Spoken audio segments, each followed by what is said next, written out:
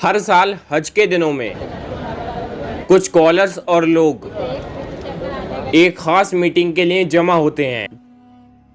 दुनिया भर में जब से यहूदी और इसराइल पावर में आ चुके हैं तब से लेकर अब तक पिछले 100 सालों में इस दुनिया के हर जगह पर मुसलमानों के ऊपर जुल्म और सितम की लिमिट क्रॉस हो चुकी है। यहूदियों के ग्रेटर इसराइल प्लेन के रास्ते में अगर कोई कंट्री रुकावट है तो इस पूरी दुनिया की सारी मुसलमान कंट्रियों में से सिर्फ एक है, वह है पाकिस्तान।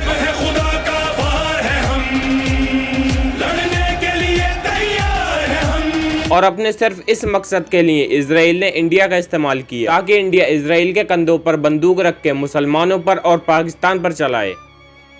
और इसी टिल सिचुएशन के चक्कर में मुसलमानों के सबसे ज्यादा दिमाग में सिर्फ एक ही बात गूंज रही है कि इमाम मेहदी आ चुके हैं। इस्लाम में जितनी भी निशानियां इमाम मेहदी को लेकर जिक्र हुए हैं वो सब एक एक करके पूरे हो चुके हैं। जैसे पूरी दुनिया में मुसलमानों के ऊपर जुल्म का बढ़ना और मुसलमानों के दिल में काफी सारे फिरके बनना, कुरान सिर्फ पढ़ने तक महदूद रहना और इस्लाम सिर्फ नाम का दीन रहना। लेकिन एक निशानी इमाम मेहदी के हवाले से ऐसी है जो अभी तक पूरी नहीं हुई है, लेकिन मे भी अब वो पूरी हो जाए। हजरत मोहम्मद सल्लल्लाहु ताला अलैहि वसल्लम ने फरमाया कि जब एक खलीफा की मौत होगी तो लोगों के दरमियान झगड़ा यानी कि सिविल वॉर स्टार्ट हो जाएगी कि अगला बादशाह कौन होगा। तभी एक आदमी मदीने में जाकर वहाँ पर छुप जाएगा, लेकिन फिर लोग उसे वहां से ढूंढ निकालेंगे और फिर वो आदमी भागकर मक्का आ जाएगा। लेकिन फिर लोग उससे हिजरे बैत और मकामी इब्राहिम के बदले जबरदस्ती बैत करेंगे। हालांकि उसका कोई शौक नहीं होगा, ना वो चाहेगा कि उसे बादशाह बना दिया जाए। हदीस से तो ये पता नहीं चलता कि वो बादशाह कहाँ पर होगा और कौन से मुल्क का होगा। हालांकि ये तो पता चलता है कि मुसलमानों के दरमियान जो सिविल वॉर शुरू होगी वो कहीं और नहीं बल्कि सऊदी अरबिया में शुरू होगी।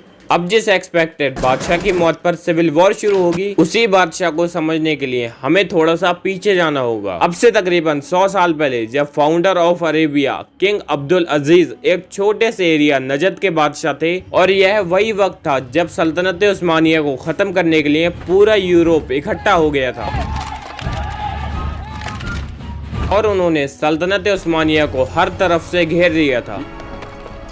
लेकिन इन सब के बावजूद 13वीं ब्रिटिश इतनी आसानी से सल्तनत उस्मानिया को खत्म नहीं कर सकते थे और इसलिए ब्रिटिश ने सल्तनत उस्मानिया को अंदर से आहिस्ता आहिस्ता खत्म करना स्टार्ट किया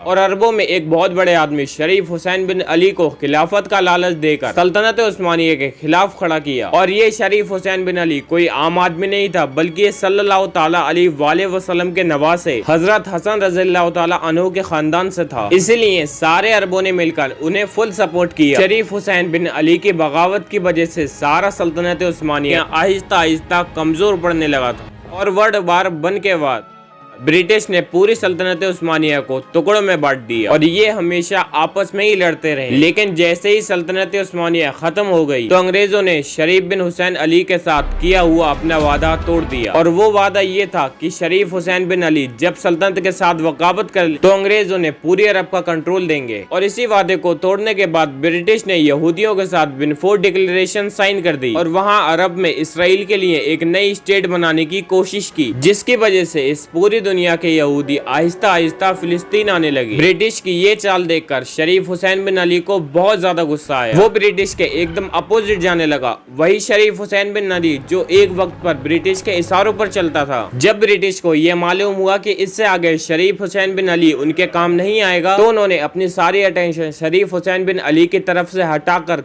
किंग अब्दुल अजीज की तरफ कर दी, जो कि पहले तो एक छोटे से एरिया नजद के बादशाह थे। लेकिन ब्रिटिश के सपोर्ट हासिल करने के बाद में अब्दुल अजीज ने एजाज पर हमला करके वहां शरीफ हुसैन बिन अली को शिकस्त दे दी, जिसका नाम अब्दुल अजीज ने अपनी फैमिली अल सऊद के नाम पर रखा था, सऊदी अरेबिया। और यही अब्दुल अजीज सऊदी अरब का पहला बादशाह बन गए। और अब्दुल अजीज ने अपनी बादशाहत के दौरान अपने बड़े बेटे को अपना क्राउन प्रिंस बना दिया, जिसका मतलब था कि बादशाह का अगर कुछ भी हो जाए तो जो क्राउन प्रिंस होगा वो बिना किसी झगड़े के अगला बादशाह होगा। और तब से लेकर अब तक सऊदी अरेबिया में यही सिस्टम चलता आ रहा है। कहा जाता है कि अब्दुल अजीज के बहुत सारे बेटे थे, 100 से भी ज्यादा, और उसने बहुत सारी शादियां भी की थी, लेकिन उसके रजिस्टर्ड बेटे सिर्फ और सिर्फ 45 थे। इसका मतलब कि आज तक सऊदी अरबिया में उनके ही बेटों की हुकूमत चल रही है और जब ये हुकूमत अब्दुल अजीज की सेकंड जनरेशन यानी कि उनके पोतों को ट्रांसफर होगी तो तब बादशाहत को लेकर अब्दुल फैमिली में एक बहुत बड़ा झगड़ा हो सकता है और एग्जैक्टली कुछ ऐसा ही हो रहा है। जब सन 2017 में शाह सलमान सऊदी अरबिया के नए बादशाह बने तो उसने आते ही अपने भाई को क्राउन प्रिंस के ओहदे से हटा दिया और अपने भतीजे मोहम्मद बिन नाइफ को अपना क्राउन प्रिंस बना लिया और उसने फिर आवाम को ये कहा कि उसका भाई अब बूढ़ा हो चुका है और फिर यहाँ से आगे बिन अब्दुल अजीज की पहली जनरेशन भी खत्म हो गई और इसीलिए उसने बिन अब्दुल अजीज की सेकंड जनरेशन को बादशाहत दी ताकि बादशाहत को लेकर बाद में उनमें कोई लड़ाई झगड़ा ना हो। लेकिन ये शाह सलमान की एक बहुत बड़ी साजिश थी और इसके ठीक 2 साल बाद सन 2017 की ठीक सुबह को सरकारी चैनलों पर एक न्यूज चली